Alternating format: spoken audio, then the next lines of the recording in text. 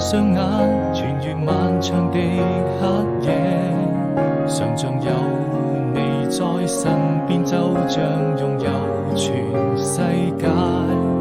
也許我們已經忘了時間，距離很遙遠。答應我你一定要好好珍惜眼前，人藏最深的思念，分開以後不需再見，